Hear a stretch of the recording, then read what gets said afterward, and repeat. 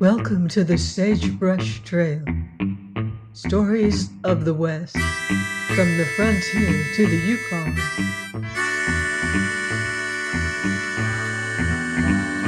I'm Mardell, reading Delilah of the Snow by Harold Binlock.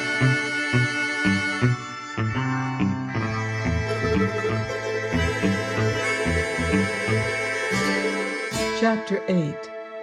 On the Trail. Darkness was settling down upon the mountains, and the chill of the snow was in the air when Hetty Ledger and Ingleby sat beside a crackling fire. Down in the great gorge beneath them, the white mists were streaming athwart the climbing pines, and no sound broke the deep stillness but the restless stamping of the tethered pack horses and the soft splash of falling water. Hetty had a brown blanket rolled about her, and there were hard red blotches where the mosquitoes had left their virus on the hand she laid upon it. Ledger lay not far away, and his face was swollen, but Ingleby had escaped almost scatheless, as some men seemed to do, from the onslaughts of the buzzing legions which had pursued them through the swampy hollows. A blackened kettle, a spider, as a frying pan is usually termed in that country, and a few plates of indurated fiber lay about the fire, for the last meal of the day was over, and it had been as frugal as anyone who had not undertaken 12 hours' toil in that vivifying air would probably have found it unappetizing. Where resinous wood was plentiful, Ingleby could make a fire, but he could not catch a trout or shoot a deer. Indeed, a man unaccustomed to the bush usually finds it astonishingly difficult even to see one, and provisions were worth a ransom in the auriferous wilderness into which they were pushing their way. They had spent several weeks in it now, traveling where the trail was unusually good, 8 to 12 miles a day, though there were occasions when they made less than half the distance with infinite difficulty. And Hetty alone knew what that journey had cost her. The white peaks that gleamed ethereally high up in the blue crystal lakes, and the endless ranks of climbing pines scarcely appealed to her as she floundered through tangled undergrowth and 10-foot fern, or stumbled amidst the boulders beside the thundering rivers. She had lain awake shivering, with the ill-packed fir twigs galling her weary body, high up on a great hill's shoulders, and fared Spartanly on a morsel of unsavory salt pork and a handful of flour, while Ingleby set his lips now and then, and when he saw the little forced smile in her jaded face, it was no great consolation to reflect that other women in that country had borne as much and more. "Walter," she said, "you and Tom are very quiet. I expect you're tired." Ingleby smiled, though his heart smote him as he saw the weariness in her eyes. "I certainly am," he said. "Still, we can't be half as worn out as you are. You were limping all afternoon." "If I was, it was only the boot that hurt me," said Hetty. "All those loose stones and gravel made it worse, you see. How many miles have we come today?" "I feel that it must have been 40, but you shall have a rest tomorrow, and you don't look as comfortable as you ought to now. Would you mind standing up a minute?" Hetty rose, hiding the effort it cost her, and when he had shaken up the cedar twigs into a softer cushion, sank gratefully down on them. Then she turned her face aside, that he might not see the little flush that crept into it as he gravely tucked the coarse brown blanket around her. "Now," he said, "I think that ought to be a good deal nicer. You're too patient, Hetty, and I'm almost afraid we don't take enough care of you." The girl saw his face in the firelight and sighed as she noticed the gentleness in it. She knew exactly how far his concern for her went. Ledger noticed it, but his shrewdness failed him now and then. "He will make somebody a good husband by and by," he said. "She will have a good deal to thank you for, Hetty." Ingleby smiled with an absence of embarrassment, which had its significance for one of the party. "Well, there are, after all, a good many advantages attached to being a single man, and I shall probably have to be content with them," he said. "Of course," said Hetty softly. "It is no use crying for the moon." "What do you mean by that?" "Nothing in particular," and Hetty glanced reflectively at the fire. "Still, I don't think you would be content with any girl likely to look at you, and most of us would like to have a good deal more than we ever get." Ingleby was a trifle disconcerted, though Hetty had an unpleasant habit of astonishing him in this fashion, but Ledger laughed. "It probably wouldn't be good for us to have it, at least that is the orthodox view, and after all, one can always do without."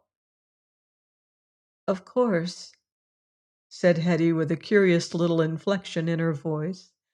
"Still, it is a little hard now and then, isn't it, Walter?" "Is there any special reason why you should ask me?" Hetty appeared reflective. "Perhaps there isn't. I really don't know. Do you hear a sound in the valley, Tom?"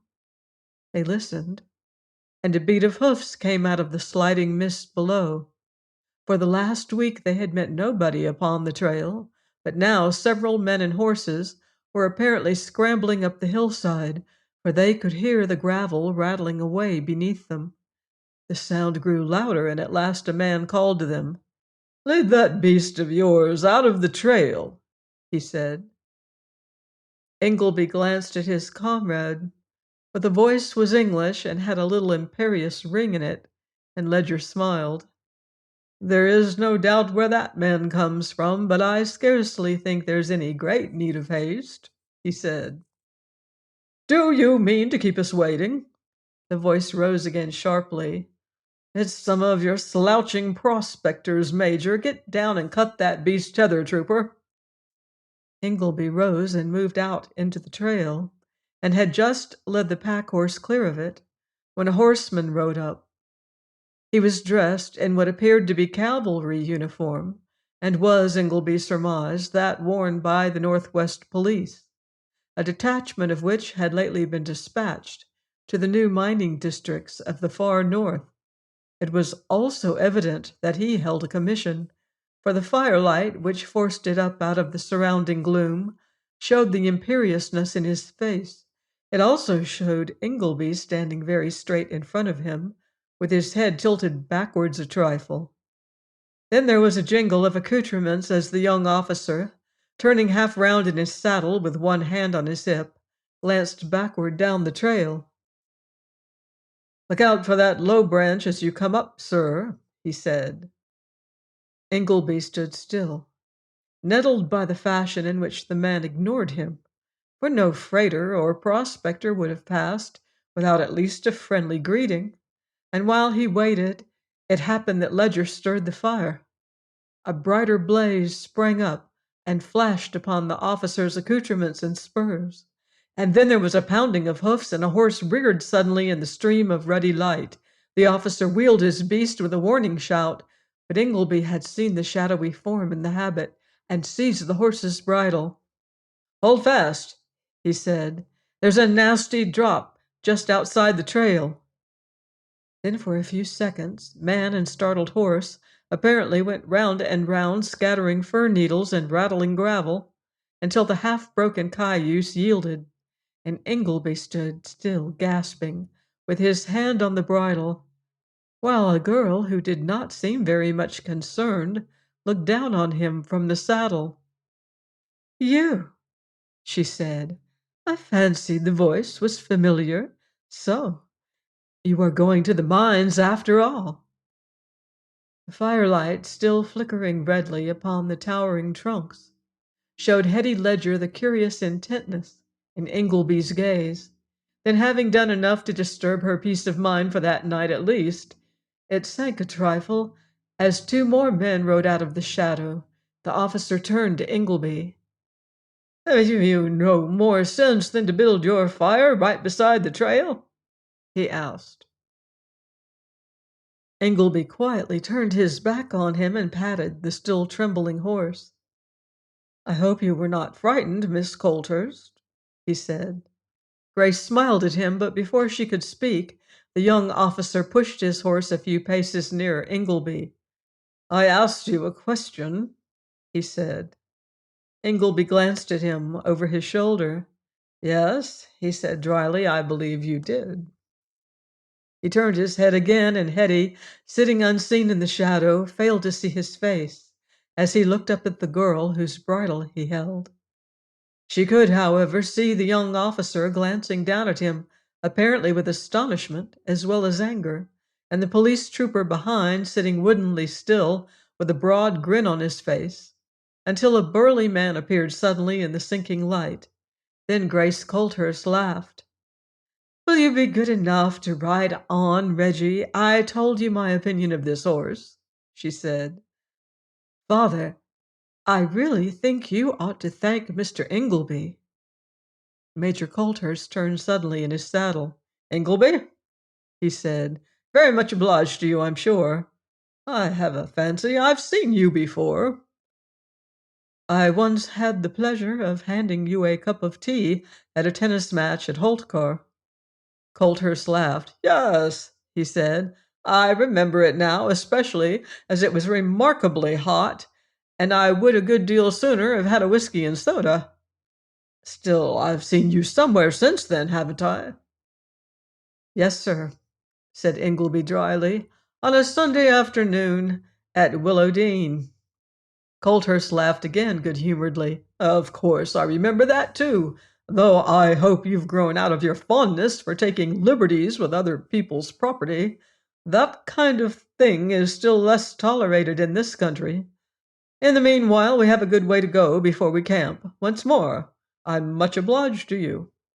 He touched his horse with the spur, and when he and the troopers melted into the night, Ingleby turned, with one hand closed a trifle viciously, towards the fire. "Major Colthurst is human anyway, but the other fellow's insolence made me long to pull him off his horse," he said. "Is there, after all, any essential difference between an officer of the Northwest Police and a mineral claim prospector?" "One can't help admitting that in some respects there seems to be a good deal," said Ledger dryly. "Still, I should scarcely fancy the Canadian ones are likely to be so unpleasantly sensible of it. The gentleman in question was apparently born in England." "Where else would you expect a man of his kind to come from?" And Ingleby kicked a smoldering brand back into the fire. "I fancied we had left that languid superciliousness behind us. It's galling to run up against it again here." "My uncle's spirit in these stones," said Ledger. "Still, aren't you getting a little too old now to run a tilt against the defects of the national character? One feels more sure of doing it effectively when he's younger." Ingleby laughed, for his ill humor seldom lasted long. "I suppose nobody can help being an ass now and then, and after all, the best protest is the sure and silent kick, when people who treat you like one unnecessarily add to your burden. Anyway, that trooper's grin was soothing. It suggested that there was a good deal of human nature under his uniform. I was looking at the officer man and scarcely noticed him. It occurred to me that the attitude you complain of probably runs in the family." "I can't say I understand you." "Well," said Ledger reflectively, "I can't help a fancy that we once met somebody very like him on another occasion when we both lost our temper." "At Willowdene?" "Exactly," said Ledger. "You can think it over. I'll wash the plates at the creek and get some water." He turned away, leaving Ingleby considerably astonished and half persuaded that he was right. The latter was still looking into the darkness when Hetty spoke to him. "It's not worth worrying about. Come and sit down," she said. "Who is that girl, Walter?" "Miss Colthurst," said Ingleby. Hetty moved a little so that the firelight no longer fell upon her, and Ingleby noticed that she was silent a somewhat unusual time. Then she asked, "The girl you used to play tennis with at Holtcar?" "Yes." Hetty wished that she could see his face. "You have met her before, in Canada?" "Once only. On the Vancouver wharf, the day I let them put the tea in the wrong car. She was coming from the steamer." Hetty's face grew a trifle hard for a moment, as she made a tolerably accurate guess at the cause of his neglect on the afternoon in question. Then, with a sudden change of mood, she laid her hand gently on his arm. "Don't you think it would have been better for everybody if she had stayed in England, Walter?" "I expect it would have been better for Tom and you. If I had remembered what my business on the wharf was, I should never have brought all this upon you." Hetty's hand closed almost sharply on his arm. "No," she said, "I don't mean that. You see, I was really glad to get away from the boarding house." "You assured me you liked it once," said Ingleby. "Well, perhaps I did, but we needn't go into that. I was thinking of you just now."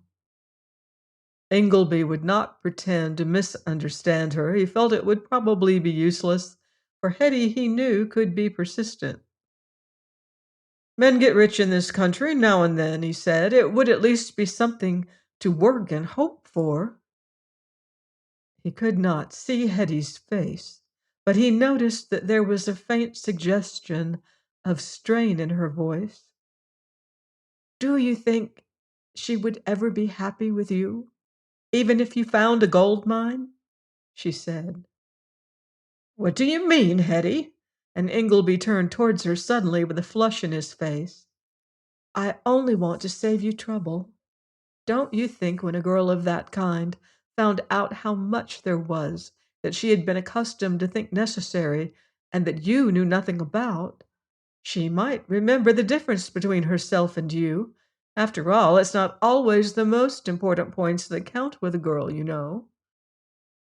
She stopped somewhat abruptly, but Ingleby made a little gesture. "I would rather you would go on and say all you mean to." "Well," said Hetty reflectively, "if I had been rich, I think I should like the man I married to do everything, even play cards and billiards and shoot pheasants, as well as my friends did.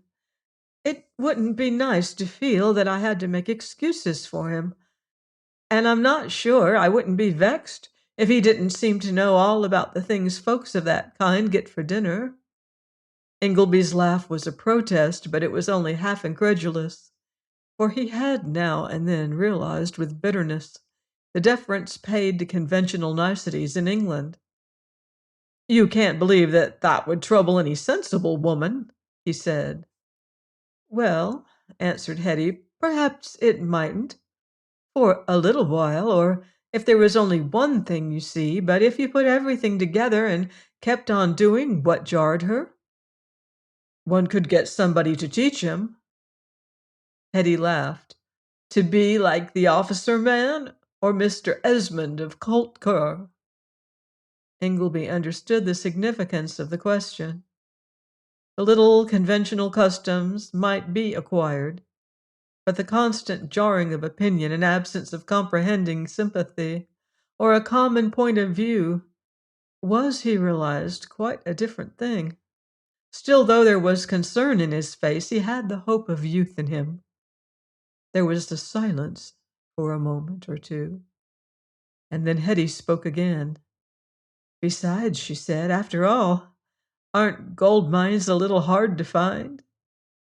Just then Ledger made his appearance, somewhat to Ingleby's relief, and 10 minutes later Hetty retired to the tent, while the men, rolling themselves in their blankets, lay down upon the cedar twigs beside the fire. One of them, however, did not sleep as well as usual, and Ledger noticed that his sister appeared a little languid when she rose in the morning. They were weary still, and it was afternoon when they once more pushed on into the wilderness, along the climbing trail that had for guideposts empty provision cans. Join me next week on the Sagebrush Trail for more Western adventure in Delilah of the Snows by Harold Binloss.